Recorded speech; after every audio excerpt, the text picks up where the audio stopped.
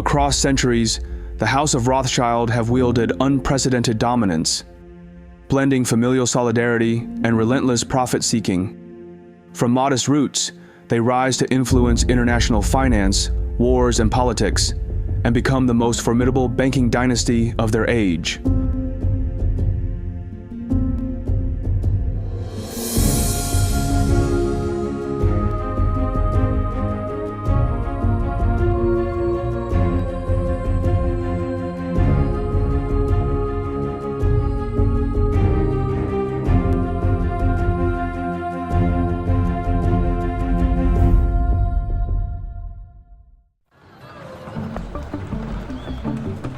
The Rothschild banking dynasty has an unlikely origin, an 18th century ghetto in Frankfurt, Germany. Like many of his time, Mayer Amschel Rothschild can't own land or farms due to his race. So, he follows his family's path and becomes a textile trader. The ghetto was not very encouraging. Shops spilled heaps of second-hand clothes and soiled household goods into the alley. Frankfurt Jews are barred from farming, from handicrafts, even from dealing in nobler goods such as weapons, silk, or fresh fruit. Mayer Rothschild quickly grows discontented with trading textiles and becomes eager to explore other ventures, ones that offer higher profit margins. He soon discovers that trading gold coins and antiques could be much more lucrative. Mayer Rothschild quickly establishes himself as a shrewd trader and uncovers a brilliant strategy known today as front-running.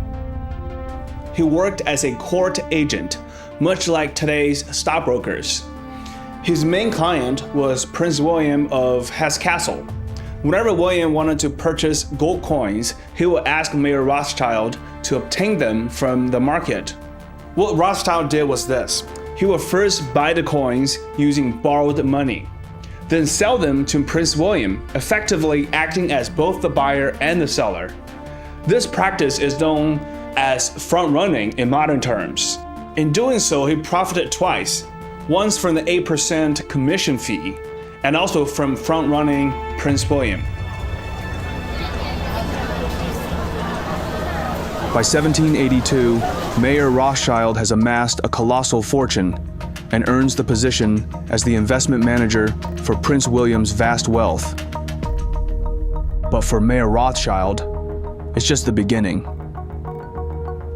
To truly create a strong footing in the world of finance, he must evolve into a bank.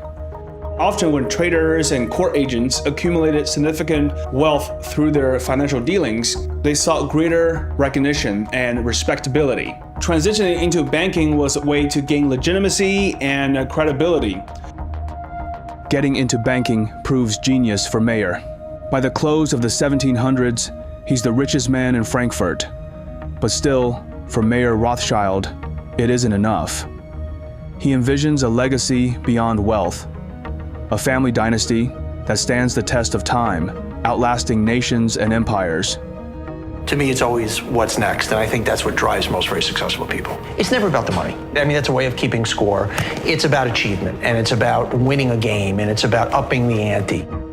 To do that, he knows he needs to think bigger than just Frankfurt or even Prussia. To expand, he dispatches 4 of his 5 sons to the great capitals of Europe: Vienna, Naples, Paris, and the jewel of the empire, London.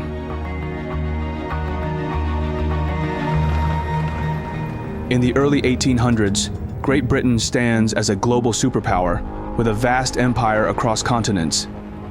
With the British Royal Navy unmatched, the seas are theirs. The Industrial Revolution is transforming the economy, making Britain an industrial and manufacturing powerhouse. The financial sector, centered in London, is robust. With the establishment of the Bank of England in 1694, London becomes a global financial center.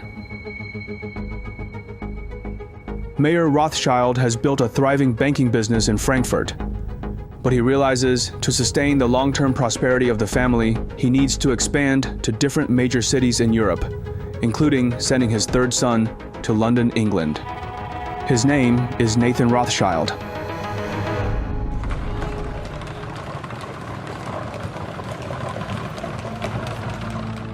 For Nathan Rothschild, the pressure is immense. He feels compelled to demonstrate to his father that he is equally capable of upholding the family legacy. Nathan was a fiercely ambitious and competitive man, as quick to take offense as to give it in his business dealings. With £20,000 his father gave him as investment, Nathan plans to maximize it as quickly as possible, by any means necessary. In the early 1800s, London textile industry saw significant growth. This industry was marked by many small-scale workshops and factories that produce many different types of textiles, from cotton to silk. Nathan sees an opportunity to capitalize on this growth while maximizing profits. He managed to create 3 sources of profits from the textile industry. According to his own account, Nathan was successful in his early days. I soon found that there were 3 profits: the raw material, the dyeing, and the manufacturing. I said to the manufacturer, "I will supply you with material and dye, and you will supply me with manufactured goods." So I got 3 profits instead of 1, and I could sell goods cheaper than anybody. In a short time, I made my £20,000 into £60,000. To ensure consistent revenue, Nathan also ventures into the lucrative realm of smuggling textiles and precious metals. He became, in a word, a smuggler. By 1808, Nathan had earned a reputation as a man who had, thanks to his superior management, judgment, foresight, and connections, regularly succeeded in getting goods to the continent. Within just a few years of initiating his business in London, Nathan reports impressive gross sales of £800,000. Now, with substantial capital at hand, Nathan sets his sights on transforming his enterprise into a bank. He plans to build it to be bigger than his father's bank in Frankfurt.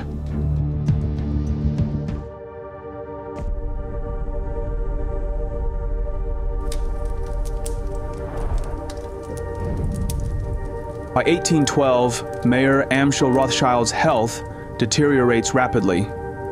He soon realizes that death is inevitable. And to ensure the House of Rothschild remains prosperous, he urges his sons to put their family unity first and above all. This is one of the foundations for the long-standing success of the Rothschild dynasty. Their strong bond as a family and their unique way of doing business are reasons they're still successful today.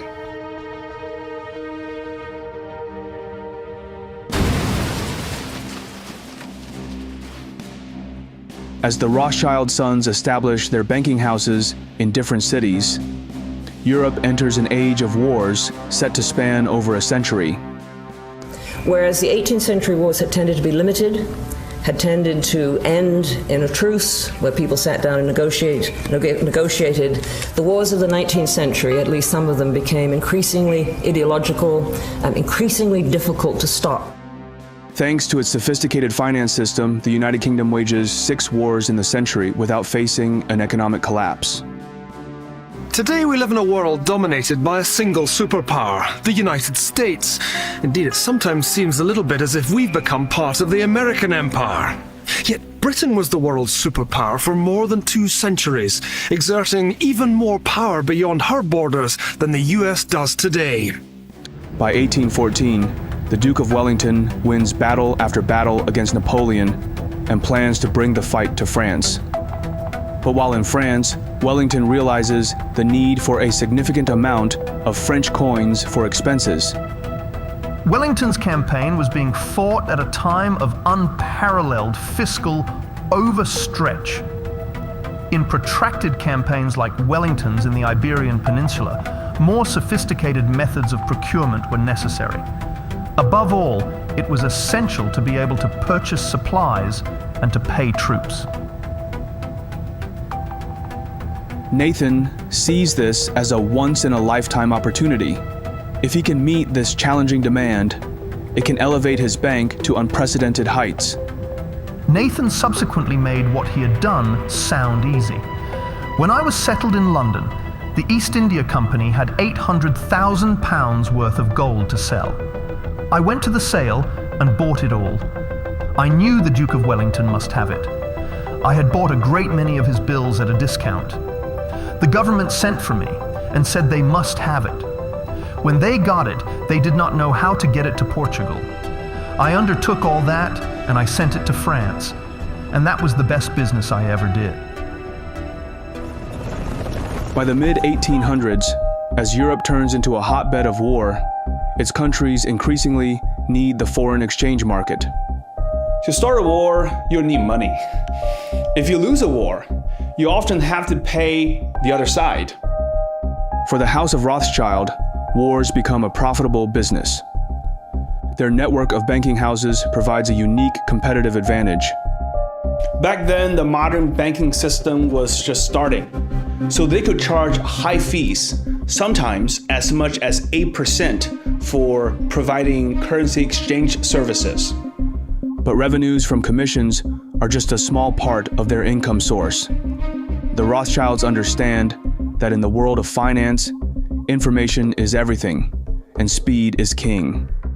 They were one of the earliest successful forex traders, using private carriers and even leveraging well-trained horses and pigeons.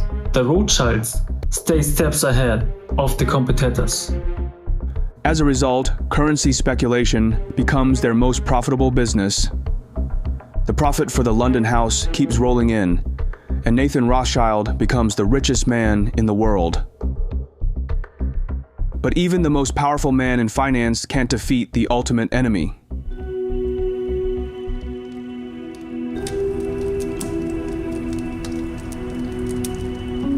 On July 28, 1836, the unexpected happens. Nathan Rothschild, the wealthiest man in the world, dies at the age of 58. This was surprising because the Rothschild family was known for living long lives. In fact, when Nathan died, his mother was still alive, and she lived to be over 90 years old. The London Times gathered itself up for one of its rare superlatives. The death of Nathan Mayer Rothschild, an editorial said, is one of the most important events for the city and perhaps for Europe in a long time. No operations comparable to his have existed in Europe to this time.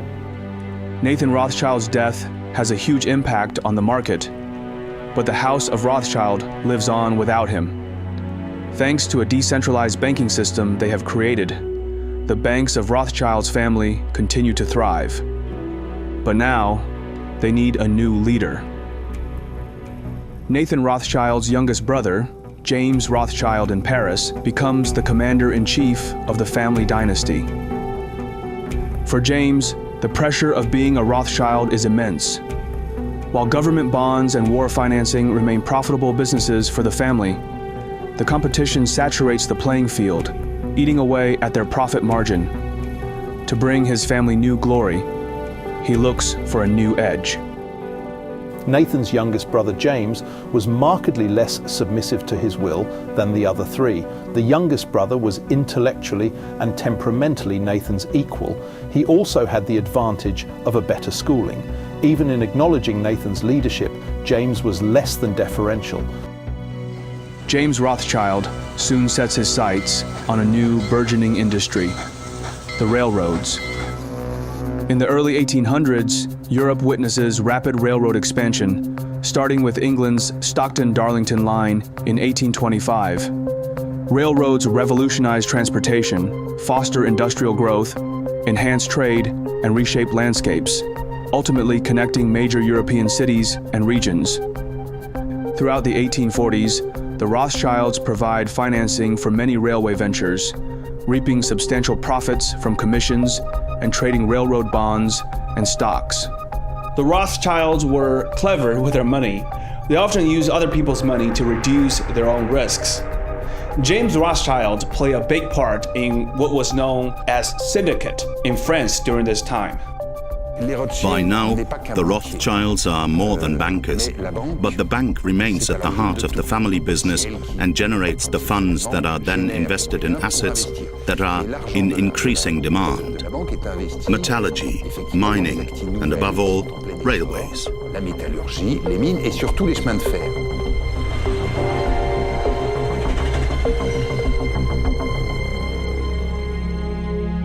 While profits for the House of Rothschild soar, average people struggle to make ends meet.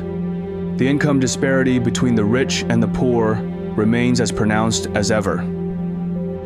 The industrialists of that period of time are people who are out for themselves to make large fortunes as quickly as possible, even if it means pressing the envelope of what they have to do.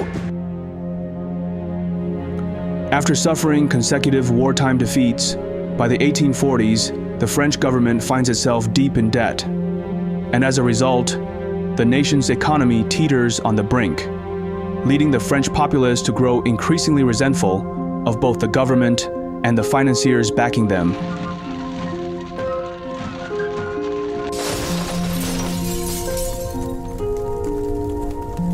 Within days, the Rothschild Bank in France nears its breaking point. As the head of the French bank, James is desperate to save his institution. He turns to his nephew in London, Lionel, the son of Nathan Rothschild, for assistance.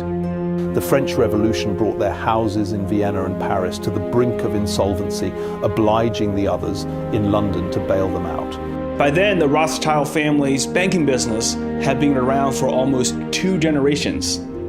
For Lionel, bailing out his uncle's branch poses a significant risk and at a potential loss. However, to him, family unity ranks above all else. His London bank arranges a loan, saving his uncle's bank from collapse.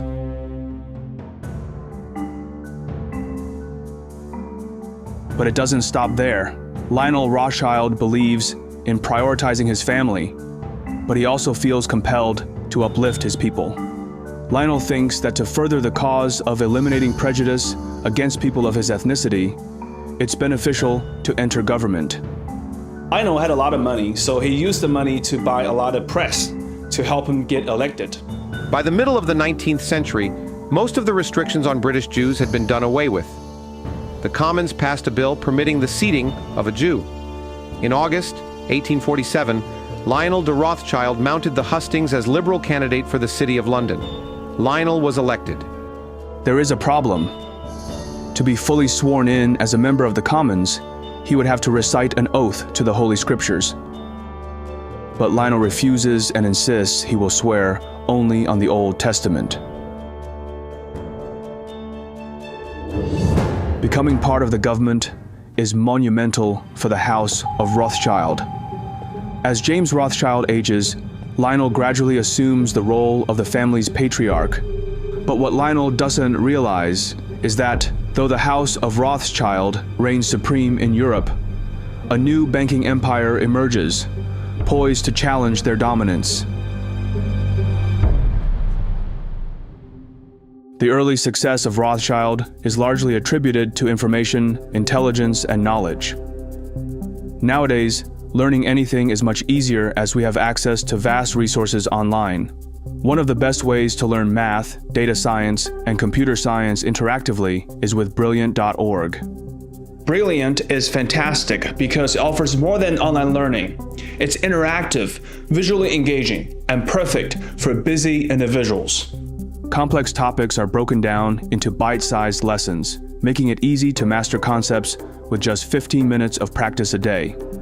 Recently, I've been diving into their cryptocurrency course, learning about blockchain, and it helps me get a better understanding of crypto projects and whether they're worth investing in. Brilliant offers interactive puzzles, riddles, and games, allowing you to enjoy the learning process without having to simply memorize facts. They expand their courses with new content monthly, including How Large Language Models Work, a course designed to help people stay ahead of the AI wave. Additionally, you get to learn practical skills that can potentially enhance your professional career for a lifetime. Visit brilliant.org/Phineas or click the link in the description for a 30-day free trial. The first 200 customers will receive a 20% discount on their annual premium subscription. Thank you, Brilliant, for sponsoring this video. Junius Morgan is a British banker of the merchant banking firm, George Peabody and Company. By 1864, upon Peabody's retirement, Junius takes control of the firm. Junius Morgan always had a gravely mature air. He was the sort of prematurely middle-aged young man old financiers found consoling. He was solemn and businesslike and always master of his emotions. Junius Morgan understands that to play in the big league, he needs to venture into government financing. And for a banker in the 1800s, nothing presents more opportunities than wars. In 1867, France tries to purchase Luxembourg from the Netherlands. However, Prussia opposes the move, leading to rising tensions. The Chancellor of Prussia, the notoriously ruthless military man, Otto von Bismarck, waits for an opportunity to strike. On July 19, 1870, Napoleon III declares war on Prussia. This declaration aligns perfectly with Bismarck's aspirations for a war that would further German unification under Prussian leadership. From the very beginning, Bismarck had a wild temperament, and it was very difficult for him to rein it in. He had these two sides, a clear intellect and tremendous precision. It was the combination of his wildness and his intelligence that drove him to escapades, drunken excess, or duels or fencing. Bismarck always wanted to fence to prove his manliness. I see him as a raging bull. Having financed wars for a century, the House of Rothschild possesses an uncanny ability to predict if a country will win or lose. They have no faith in France to defeat the formidable Otto von Bismarck, and it will not make sense to lend money to France. While major banking houses like Rothschild and Baring avoid lending money to the French government, Junius Morgan sees this as the opportunity of a lifetime. It doesn't matter to him if France can win the war. What's crucial is if France can repay the loans. He quickly understands that even if France loses, the nation's economic resilience ensures their capability to pay back the loans. Although French politics was very shaky at the time, the French economy was very diversified, and more importantly, it had a very efficient tax collection system. Through his syndicate, Junius Morgan raises over £10 million for the French army. As an American banker, he also grants the French government access to purchase American arms.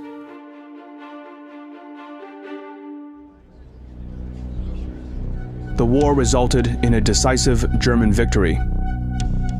The conflict ended with the Treaty of Frankfurt in 1871, leading to significant territorial losses for France and the proclamation of the German Empire in the Hall of Mirrors at the Palace of Versailles. When the war ended, the defeated French didn't renege on the loan, as Bismarck predicted. Instead, they prepaid the bonds in 1873. As a result, Junius Morgan walks away with a fortune from this windfall. The loan netted him a whopping £1.5 million. This vastly augmented his firm's capital and propelled him into the upper ranks of government financing. And now, the House of Morgan has become a formidable force in finance.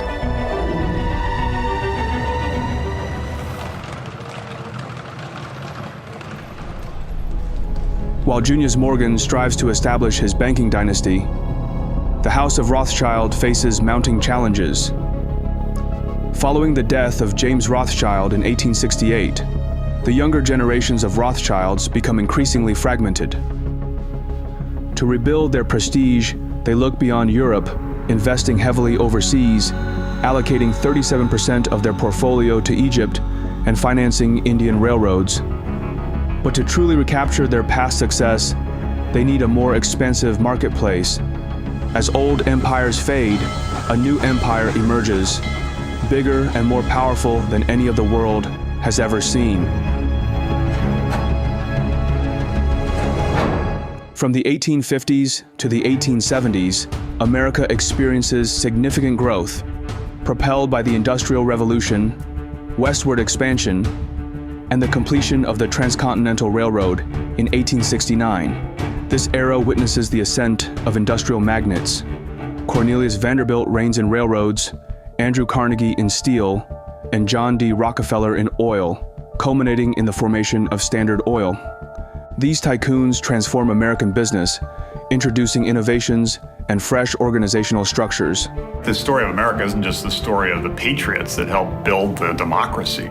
The reason the United States is the leading economy in the world is because of the work of entrepreneurs who created entire industries that propelled the United States to be the leader of the free world. For years, the Rothschilds underestimated America, deeming it a land of madmen. But seeing the rise of the House of Morgan and Wall Street's emergence as the new global financial hub, the House of Rothschild starts to pursue more business opportunities. And nothing presents better opportunities than when there is blood on the street. For America, that day arrives on May 9th, 1893. Following decades of a booming railroad market, the industry, plagued by overexpansion and overbuilding, suddenly collapses.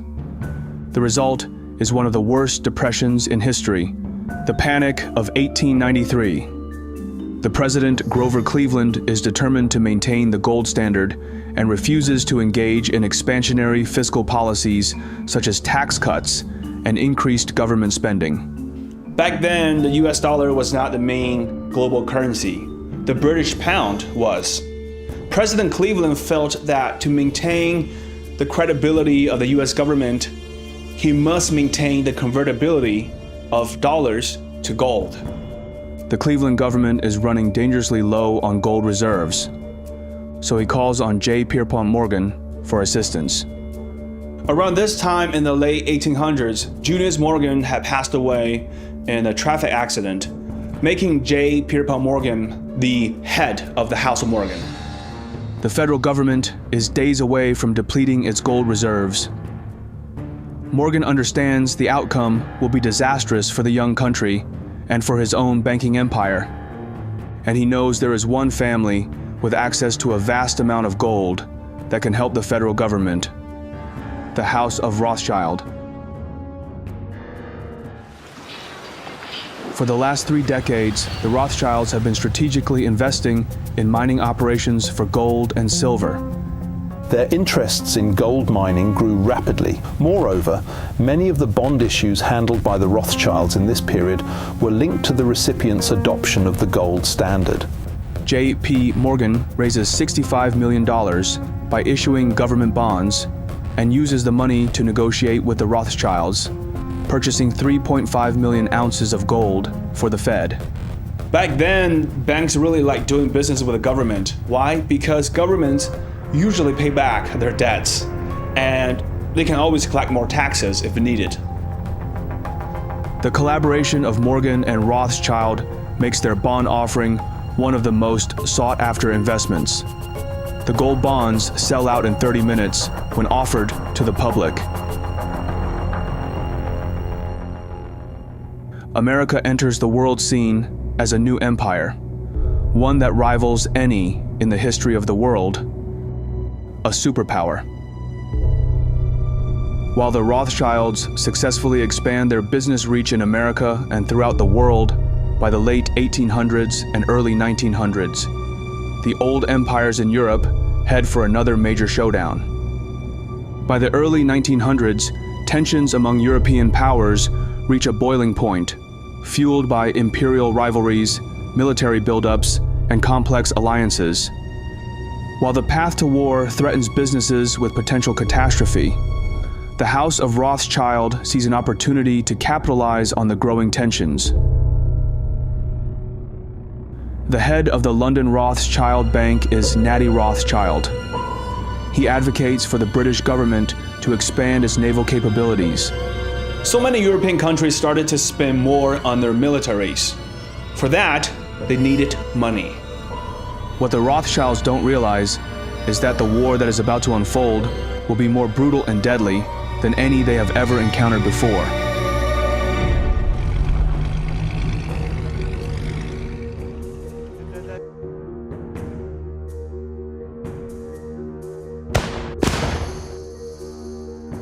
Following the assassination of Archduke Franz Ferdinand of Austria-Hungary, Europe plunges once again into full-blown war.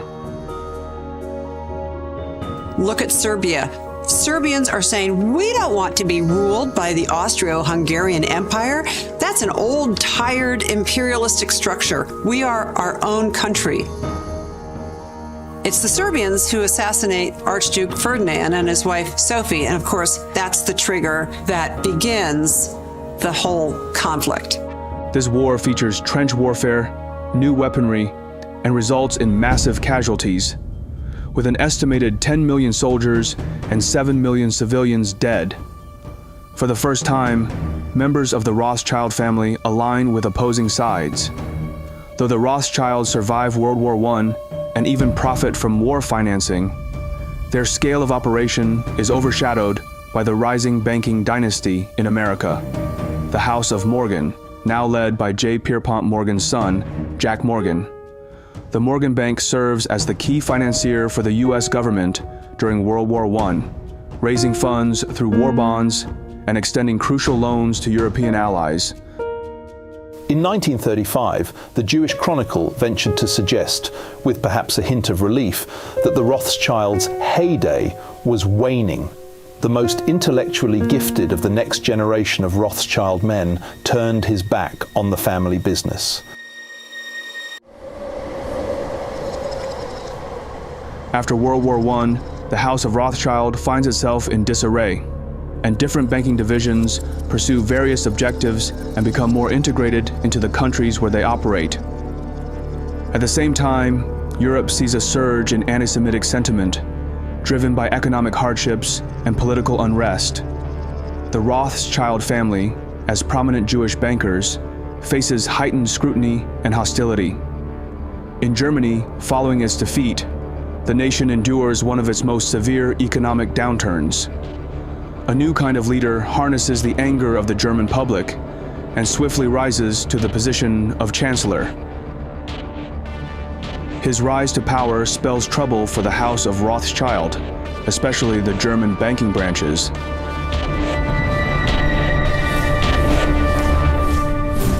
In 1939, just 21 years after the end of World War I, the biggest war in human history erupts. In the spring of 1940, Hitler secures victory after victory. Denmark and Norway quickly fall under occupation. Next, the German army sweeps across the Netherlands and Belgium. Europe makes a desperate stand in France, but it's no match for German armor and air power. And by June, Hitler's in Paris. Britain is the Germans' next target. If Hitler conquers Europe, the House of Rothschild will face its certain demise. While some Rothschild members engage in resistance movements against the Nazi occupation, many flee Europe to escape persecution, seeking exile in safer countries. When German tanks rolled into Paris in 1940, the French Rothschilds were in grave peril. The older ones, Edward, Robert, and Maurice, managed to escape.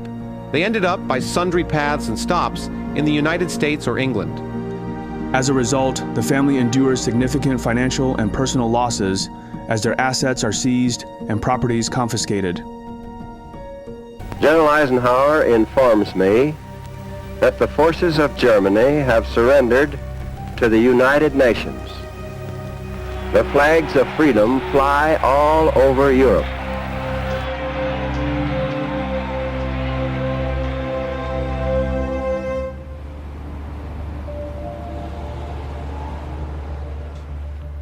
As the Rothschild dynasty becomes increasingly fragmented, N.M. Rothschild of London takes on the challenge of rebuilding and carving out its own direction.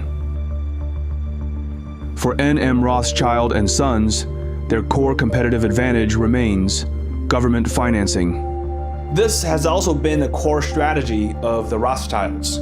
They worked closely with the government to finance big projects.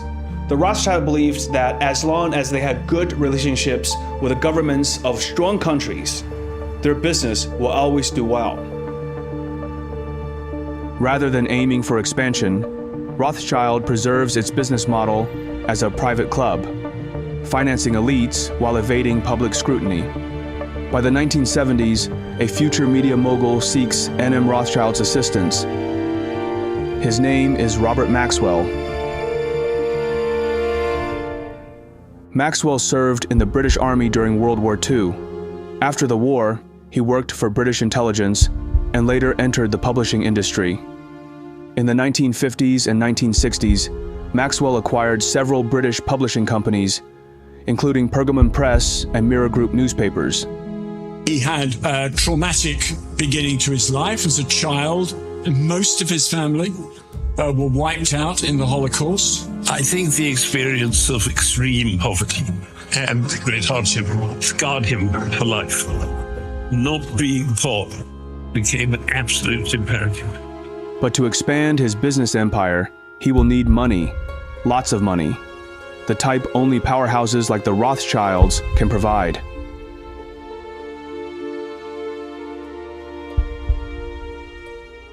In the 1980s, Maxwell's investments look like they're doing well, but trouble is brewing inside N.M. Rothschild. Lord Victor Rothschild and his son Jacob are on one side, fighting with their cousin, Sir Evelyn de Rothschild. Around this time, the banking world was changing a lot. Bigger banks were acquiring smaller ones, making them mega banks, and new ways of making money, like derivatives and options, came up in the 1980s. These new tools help banks make more money and also help them manage risk better. Jacob Rothschild believes the bank must adapt to modern corporate strategies and pursue aggressive expansion. Sir Evelyn, who leads N.M. Rothschild and Sons, asserts that modernizing the ownership structure risks the family's absolute control. He insists the Rothschilds' bank must always be wholly owned by the Rothschilds, even if it demands short-term sacrifices.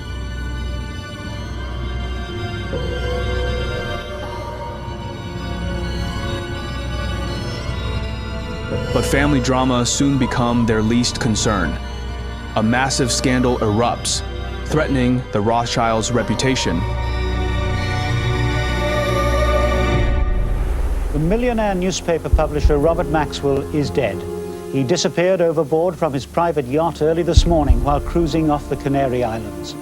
In the early 1990s, revelations surface that Maxwell misappropriated hundreds of millions from his employees' pension funds to sustain his enterprises and luxurious life. I feel that, and I've grappled with this a lot, I feel that possibly the line between suicide and an accident is less clear-cut than we tend to assume. Maxwell's mysterious death in 1991, after vanishing from his yacht near the Canary Islands, spurs investigations into his financial misdeeds. While the Rothschilds' involvement in Maxwell's demise remains unclear, the event blemishes their reputation.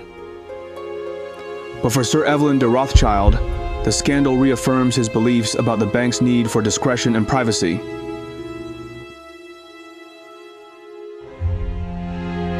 But N.M. Rothschild is still just the tip of the extensive Rothschild legacy. By 2023, the Rothschild family diversifies its interests across multiple sectors, extending beyond traditional banking. Their enterprises encompass investment banking, wealth and asset management, private equity, and philanthropy. The original banking establishments in Paris, Frankfurt, Vienna, London, and Naples, once the bedrock of the Rothschild banking dynasty, have adapted to the evolving financial landscape. While banking is still central, the family's influence now permeates a wider range of financial services. Throughout history, the Rothschild family was often not hesitant about making more money. But when it comes to maintaining family legacy, they were able to let go of those opportunities. This kind of long-term view is both respected and scary.